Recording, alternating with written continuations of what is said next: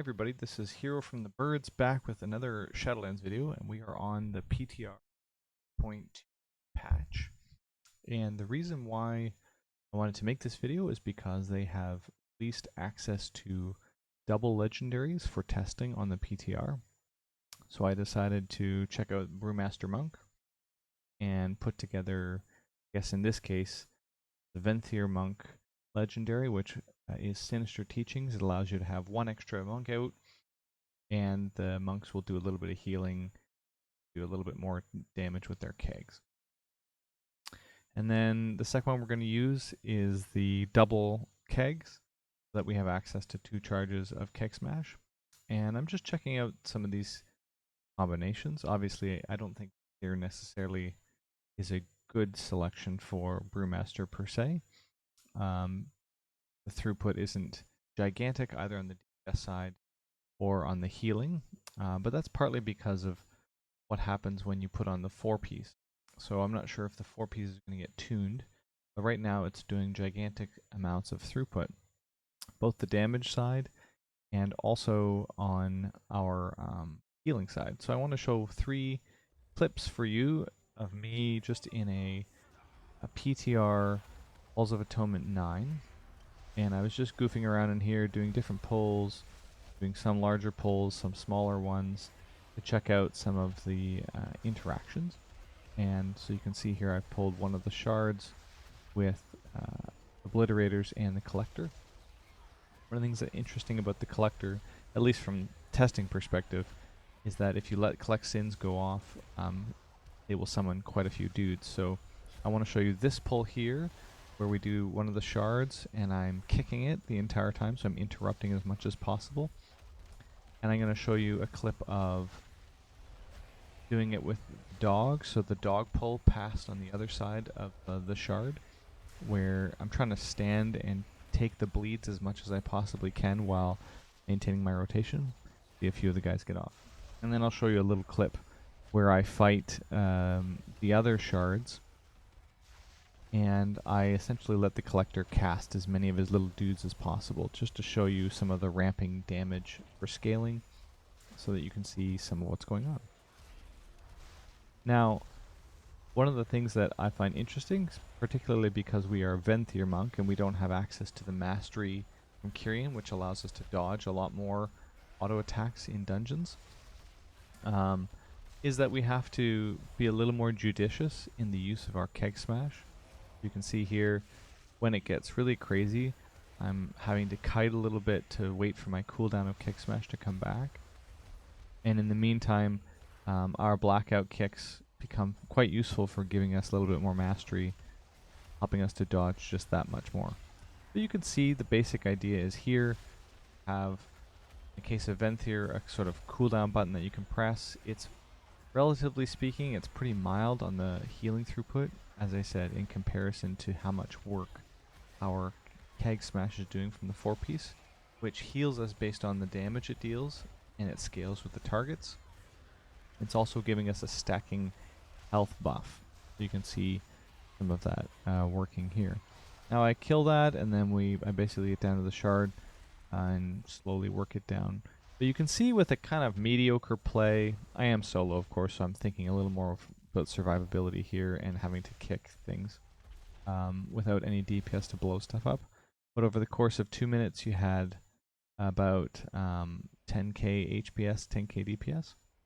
Now we'll head over to the second one, which is pull with the Gargans. And again, what I'm trying to do here is see if I can work with the bleeds that I'm going to get. How does that affect the 4-piece specifically and the throughput side of it? You can see here we pretty quickly get up to that range of 10k DPS and 10k HPS on both sides. I should mention that the PTR seems a little bugged right now, so when you enter a dungeon through the key system, it will scale you. In this case, I got scaled a couple times in weird ways, like a flat Mythic scaled me way down, but here in the 9 we are in 252 gear, so it has scaled. Even if you put on those 270 weapons, it's scaled everything down to 252. So I wasn't really too worried about that. Mostly I was just trying to see what it felt like to actually tank some of these bleeds, what kinds of priorities I was suddenly thinking about on the PTR given the 4-piece. And yeah, again, just to reiterate that I seem to be cherishing my keg smashes a little bit more, waiting to get an optimal use of it. So I think the 2 charges is really, really, really helpful. So that legendary is going to be exceptional going forward in Mythic Plus. I think even if they nerf the throughput side of Keg Smash's healing, you're still going to probably have that same feeling of holding Keg Smash a little bit, almost like it's a purifying brew.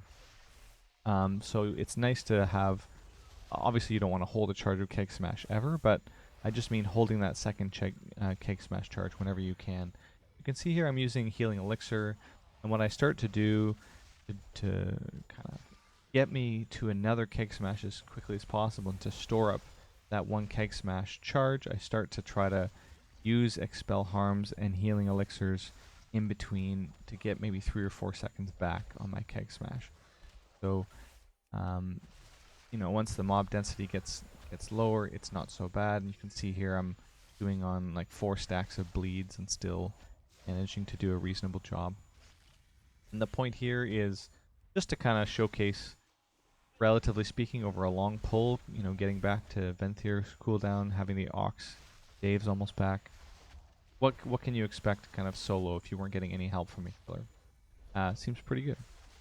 And lastly, I'll just sneak over here to a pull where I allow a whole bunch of mobs to spawn from the collector. I also just grabbed the groundskeeper dudes. I just sort of wanted to test out what are some of the upper limits in a burst, and you can just kind of check it out. So we have obviously our special delivery talent is doing a little bit more work, but this is also just a lot of really good Keg Smash damage from both 4-piece, which is boosting its damage, and also from the legendary. But here you go, you're looking at about 20k damage on pulls like these. It spikes a little bit, but I think we're not likely to have obviously this many animated sins. People will be kicking, you know, this is obviously going to get bursted down a little bit more. But you can just start to imagine here as you see the yo-yoing of the health bar. You can really feel it as the tank when that you need to press it, when to think about pressing Expel Harm and Healing Elixir just for a moment. I am using Draven's Soulbind, so I do have a little bit of a buffer in the bottom portion of my health pool.